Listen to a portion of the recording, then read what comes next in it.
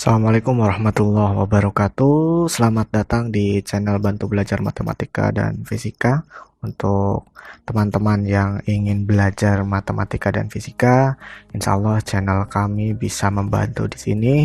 Tapi sebelumnya silahkan like, subscribe channel ini, dan jangan lupa bunyikan loncengnya untuk mendapatkan notifikasi berupa video baru dari kita. Oke, selanjutnya selamat datang kepada teman-teman SD yang sudah lulus SD dan menuju kelas 7 SMP. Selamat bergabung di area SMP ya. Tentunya akan sangat berbeda dengan SD, di mana materinya juga lebih meningkat ataupun lebih bertambah tingkat kesukarannya.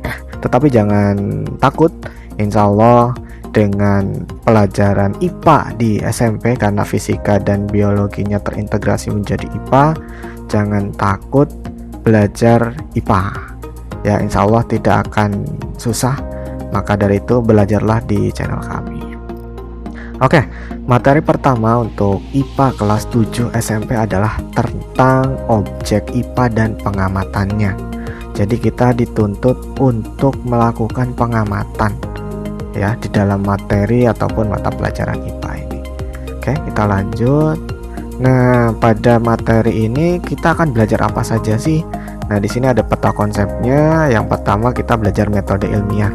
Apa itu metode ilmiah? Metode ilmiah adalah metode yang digunakan untuk penyelidikan.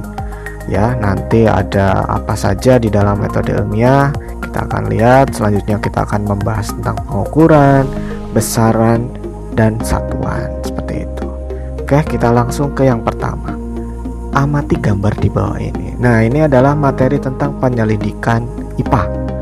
Nah, dari gambar tersebut, apa sih penyelidikan IPA itu? Penyelidikan IPA itu harus melibatkan sejumlah proses yang harus dikuasai dan dilakukan. Ya, jadi ketika menyelidiki dalam kasus mata pelajaran IPA, itu harus ada beberapa hal yang harus diperhatikan. Prosesnya adalah yang pertama adalah melakukan pengamatan. Nah, misalkan dari gambar di samping kanan saya, amati gambar di bawah ini. Nah, dari gambar kita sudah bisa mengamati ada berapa jenis hewan, hewan laut tentunya ya, hewannya ada apa saja, ada barang apa saja yang ada di gambar seperti itu. Itu yang kalian lakukan ya dalam proses pengamatan. Yang kedua adalah membuat inferensi. Apa itu inferensi? Inferensi itu daftar tulisnya. Tadi, misalkan pertama ada 6 jenis hewan laut. Yang kedua, di sana ada apa saja? Berarti ada tumbuhan laut atau rumput laut, ada air dan sebagainya. Itu ditulis semuanya, di list ya, dibuat daftarnya. Selanjutnya, yang ketiga adalah mengkomunikasikan. Nanti dikomunikasikan, disampaikan di depan kelas. Nah, di depan kelas ini yang sudah ditulis oleh misalkan dalam kelompok kami ini dan ini. Nah, itu adalah mengkomunikasikan. Jadi penyelidikan IPA itu mengandung 3 aspek tersebut, gitu ya. Oke, kita lanjutkan. Selanjutnya kita masuk ke pengukuran. Apa sih pengukuran itu? Pengukuran adalah proses membandingkan besaran dengan besaran lain yang sudah terstandar sebagai satuannya. Hasilnya berupa nilai. Maksudnya apa? Misal kita mau mengukur panjang meja, berarti kita mengukur menggunakan sebuah alat ukur. Nah, alat ukur itu sudah terstandar, ada satuannya, misalkan dalam sentimeter. Nah, berarti kita mengukur si meja tadi yang belum tahu dengan panjang atau dengan penggaris, sehingga didapatlah panjang meja sekian. Nah, itu adalah pengukuran, seperti itu ya. Nah, selanjutnya kita masuk ke besaran. Ya, apa sih besaran itu? Besaran adalah segala sesuatu yang dapat diukur, seperti massa, suhu, tinggi badan.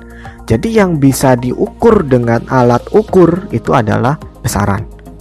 Pak, ada yang nggak bisa diukur? Banyak. Berarti itu dikategorikan bukan besaran. Misalkan seperti sifat. Sifat apa? Kasih sayang. Kita mengukur kasih sayang seperti apa? Nggak bisa. Maka itu bukan besaran. Oke. Selanjutnya satuan. Nah, satuan adalah sesuatu yang digunakan sebagai pembanding dalam pengukuran. Tadi di dalam alat ukur, misalkan penggaris itu ada satuannya. Satuannya dalam sentimeter. Nah, itu pembandingnya. Jadi ketika kita mengukur meja, kita lihat di penggaris tersebut menunjukkan angka berapa. Nah, itu adalah satuannya berarti dalam satuan sentimeter. Seperti itu. Nah, macam-macam besaran. Besaran itu ada dua. Yang pertama besaran pokok, yaitu besaran yang satuannya telah ditetapkan terlebih dahulu dan tidak bergantung pada satuan besaran yang lain. Berarti dia sudah ditetapkan. Ya, mungkin secara internasional sudah ditetapkan. Oke, selanjutnya ada besaran turunan, yaitu besaran yang satuannya diturunkan dari besaran pokok. Berarti besaran turunan itu adalah penurunan dari besaran pokok. Maksud penurunan itu adalah misalkan besaran pokok dikalikan dengan besaran pokok yang lain. Nah, dapatlah besaran. Nah, besaran itu adalah besaran turunan. Oke, selanjutnya satuan. Satuan juga ada satuan baku, yaitu yang sudah ditetapkan secara internasional. Misalkan meter. Jadi kalian mau pergi kemanapun, satuan panjang itu ya meter, ya tidak akan berbeda. Dan selanjutnya tak baku. Tak baku adalah satuan yang tidak ditetapkan secara nasional, secara internasional atau secara ilmiah. Misalkan jengkal, ya jengkal orang itu beda-beda, maka dia tidak bisa ditetapkan secara umum. Hasta, kaki, depa, dan lain-lain. Itu adalah satuan tak baku atau tidak baku. Nah, ini adalah macam-macam besaran pokok. Nah, besaran pokok itu ada 7. Ada jumlah zat, simbolnya N, satuannya mol, simbolnya mol. Alat ukurnya tidak ada karena dia menggunakan namanya tetapan Avogadro. Itu akan dipelajari nanti ketika kalian mempelajari kimia. Selanjutnya ada intensitas cahaya, ya, ada waktu, ada arus listrik, ada suhu, ada massa, dan ada panjang. Simbol dan satuannya silahkan bisa kalian baca, alat ukurnya juga sudah jelas. Nah, untuk mempermudah kalian mempelajari ataupun mengingat besaran pokok, sudah saya merahkan di sana. Jadi besaran pokok itu dikumpulkan menjadi jiwa SMP. Ya, jiwa SMP. Jadi kalian tinggal menghafal seperti itu saja. Itu besaran pokok. Nah, selanjutnya adalah besaran turunan. Besaran turunan, ya, gampangnya kalian menghafalkan, ya sudah, berarti selain dari 7 besaran pokok.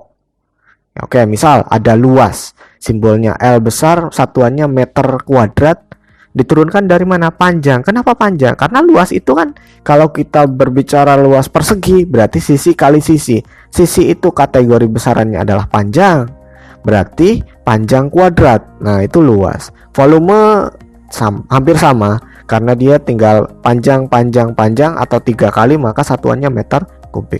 Kecepatan, karena kecepatan itu meter per sekon satuannya, maka diturunkan dari meter itu panjang, sekon itu waktu, ya, dan seterusnya. Ada massa jenis, ada gaya, energi, dan tekanan. Oke, selanjutnya konversi satuan. Ya, konversi satuan adalah perubahan sistem satuan, pengukuran dari satu sistem ke sistem yang lain. Sebenarnya konversi satuan sudah kalian pelajari di matematika SMP, ya. Nah, jadi nanti yang digunakan adalah tangga konversi seperti ini. Kenapa diperlukan konversi? Karena tadi di depan sudah dikatakan ada satuan internasional, sehingga satuan yang digunakan untuk pengukuran ataupun dalam besaran fisika adalah satuan internasional. Seperti itu ya. Oke, kita lanjut. Nah, ini adalah contoh-contoh dari alat ukurnya. Yang pertama adalah mistar, jelas. Penggaris mistar itu yang biasa kalian gunakan untuk mengukur panjang. Ya, ternyata tidak hanya mistar untuk mengukur panjang, ada jangka sorong. Jangka sorong itu digunakan untuk ketebalan. Ya, ketebalan benda. Nah, yang lebih lagi ada yang namanya mikrometer sekrup. Ini digunakan untuk mengukur ketebalan benda-benda yang tipis. Ya, misalkan kertas. Nah, itu bisa digunakan mikrometer sekrup. Nah, selanjutnya adalah stopwatch. Ya, stopwatch itu yang biasa kalian olahraga, mungkin melihat guru olahraganya membawa stopwatch. Nah, itu adalah alat ukur waktu. Seperti itu. Nah, selanjutnya ada neraca atau timbangan. Itu digunakan untuk mengukur massa. Ya, jadi nanti kita berikan contoh-contoh pengerjaannya.